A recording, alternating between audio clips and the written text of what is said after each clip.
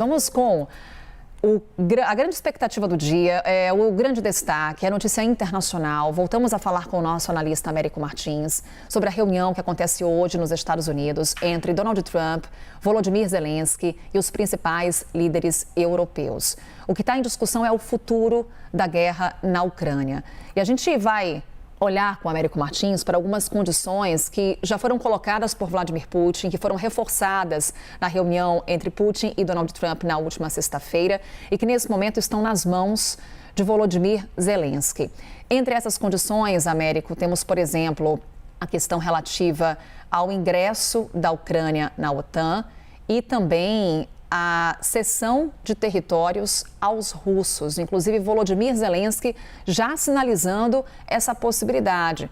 Quando falamos de territórios ocupados pelos russos no momento, estamos falando de qual região ucraniana, Américo? Carol, como você coloca, essa questão dos territórios é fundamental e o presidente Donald Trump já está indicando que a Ucrânia vai ter sim que abrir mão de parte dos seus territórios. Nós temos uma arte que vocês devem estar colocando no ar aí, e eu vou explicar aqui a distância um pouquinho do que é que está em jogo em termos territoriais. Existem algumas outras demandas, como por exemplo essa questão da Ucrânia jamais entrar na OTAN, que está praticamente consolidado. O próprio presidente Donald Trump já disse que a Ucrânia pode esquecer, pelo menos no curto e no médio prazo, a ideia de entrar na Aliança Militar Ocidental. Mas hoje, o Donald Trump vai certamente colocar pressão sobre o Zelensky. Vamos ver aí nessa arte. Nós temos o mapa da Ucrânia, a Rússia está ali ao leste da Ucrânia, lado direito da Ucrânia, o território ucraniano, para quem olha de frente. E a gente tem três cores nesse mapa, como vocês podem observar. O primeiro mostra essas áreas em azul, azul mais escuro, que eram as áreas onde os russos invadiram logo no início da guerra em 2022. Como a gente falava antes, eles saíram ali do sul, por exemplo, da Crimeia, ocuparam um pedaço no sul, mas ocuparam muito a parte norte da Ucrânia, vindo do território russo e de Belarus também. Chegaram muito próximos a Kiev, como a gente vê ali, e ocuparam cerca de metade de uma província chamada Kharkiv, onde fica a segunda maior cidade da Ucrânia. Os ucranianos, ao longo da guerra, conseguiram recuperar todo esse território, isso especialmente numa contraofensiva logo no primeiro ano, em 2022. Depois disso, a guerra passou a ser uma guerra de atrito, uma guerra onde os dois lados estão em constante choque. E isso fica claro nesse mapa, nessas áreas mais avermelhadas. Mas antes de eu falar sobre a área vermelha, porque é ela que vai definir e é ela que está em jogo hoje em Washington, eu vou fazer uma observação sobre a Crimeia, que é essa península em amarelo nesse mapa, que foi anexada ilegalmente pela Rússia em 2014. Na época, os russos basicamente tomaram a Crimeia, anexaram formalmente o território e começaram a sofrer muitas sanções econômicas ali, porque o Ocidente não temia justamente o que veio a acontecer depois, que era a invasão total aí da Ucrânia. Vocês veem neste mapa essas áreas mais avermelhadas que ficam ao leste e ao sul da Ucrânia. A gente tem dois pontos ali destacados, que são Luhansk e Donetsk.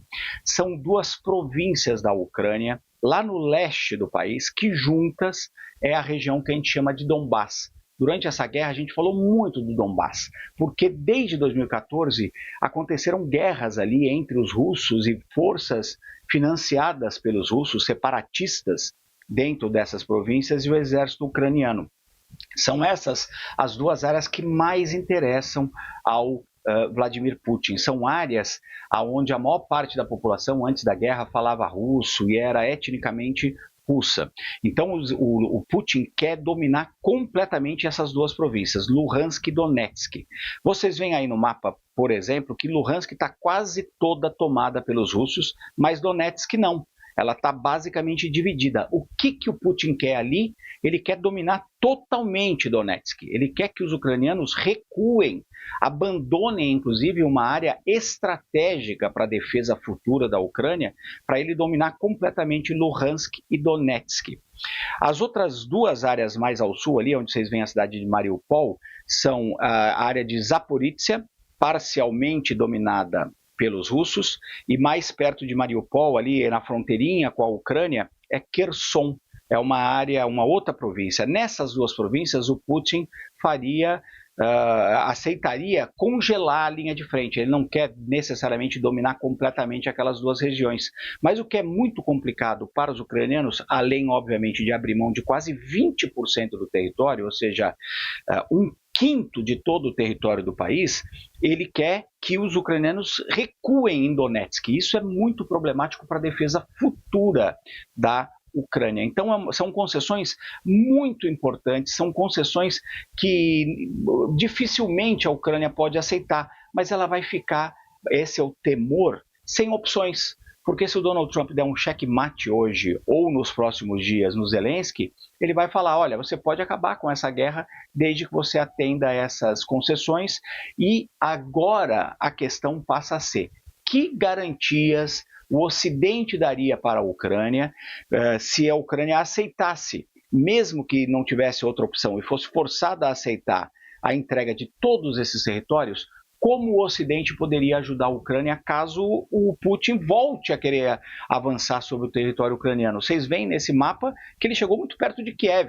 Que garantias os Zelensky, os ucranianos, o Estado da Ucrânia vai ter de que o Putin não vai tentar novos avanços? Ele anexou a Crimeia em 2014 e não parou ali. Disse que pararia, etc. Não parou.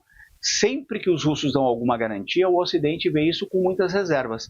Então, um outro ponto muito importante na discussão hoje vai ser: que garantias Europa e Estados Unidos podem dar para a Ucrânia caso os russos tentem novas ameaças ou novas aventuras militares? E não é uma questão fácil, porque o Putin também não quer soldados da OTAN patrulhando a Ucrânia para garantir a defesa ucraniana. E como os ucranianos não vão entrar na OTAN, o Zelensky fica muito pressionado. Ele pode, no pior cenário possível, sair dessa guerra sem um quinto do seu território e ainda numa posição de fragilidade, sem ter garantias de que a Rússia não vai voltar ao ataque em alguns anos. É complicadíssima a posição da Ucrânia, e é isso que o Zelensky tentou demonstrar, o Trump em especial, durante todo esse período de negociação. E é essa mensagem também que os líderes europeus, como você disse, Carol, os principais líderes europeus estarão hoje em Washington, eles querem dar essa mensagem também para o Trump. Precisamos garantir o futuro da Ucrânia, independente de aonde o território ucraniano acabe sendo negociado ou não nessas negociações de paz. É complicadíssimo o que vai ser discutido hoje em Washington.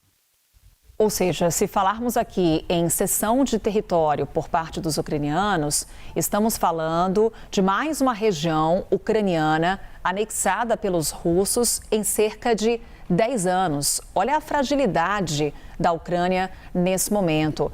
Analisar aqui também com o Américo Martins o papel da Europa nessas negociações. Américo, em que medida esses líderes europeus correm um risco de se tornar um obstáculo para Donald Trump nessas conversas?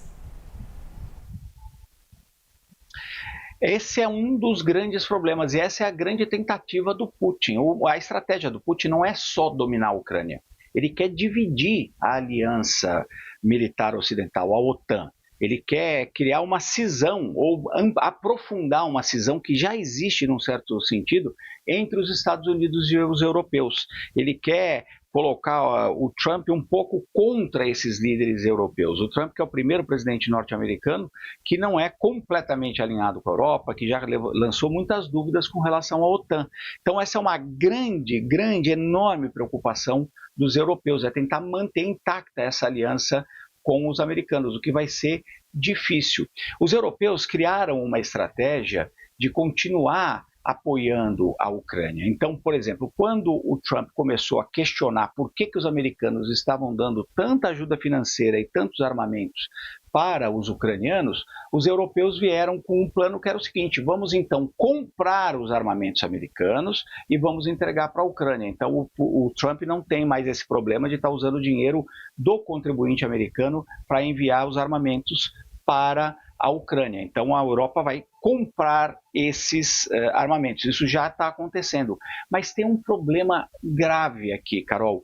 Mesmo que o Trump continue vendendo armamentos, se ele retirar outro apoio militar da Ucrânia, a Rússia ganharia essa guerra mais cedo ou mais tarde. Por quê? Porque os americanos fornecem, por exemplo, muita informação de inteligência para os ucranianos. Eles sabem quando estão decolando os jatos russos para atacar a Ucrânia, eles sabem onde estão as posições militares russas que podem ser atacadas pelos ucranianos. Se houver essa cisão que o Putin quer criar entre a Europa e os Estados Unidos retirariam apoios vitais para os ucranianos. E a grande realidade, Carol, é que a Europa, apesar de todo o poder econômico que tem, apesar de serem também grandes produtores de armas, não vão conseguir segurar essa guerra sozinhos, sem a ajuda dos Estados Unidos contra a Rússia. A Rússia venceria a guerra no médio prazo se os Estados Unidos não apoiassem a Ucrânia. Só os europeus não têm como manter no longo prazo uma guerra dessa, até por pressões internas dos próprios eleitores europeus que vão começar a questionar uma série de políticas ali, justamente essa ajuda financeira aos ucranianos.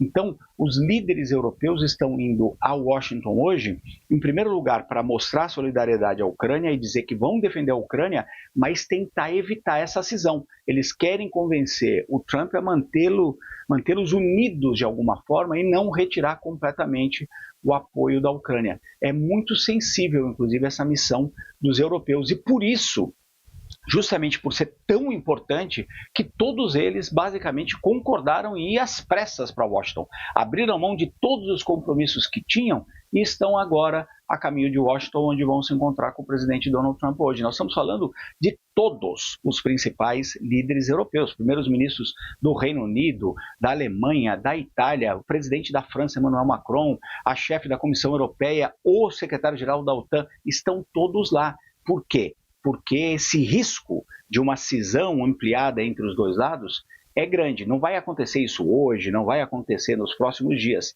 mas é uma grande preocupação dos europeus manter os Estados Unidos ainda dentro do esforço de proteção do continente inteiro, não apenas da Ucrânia.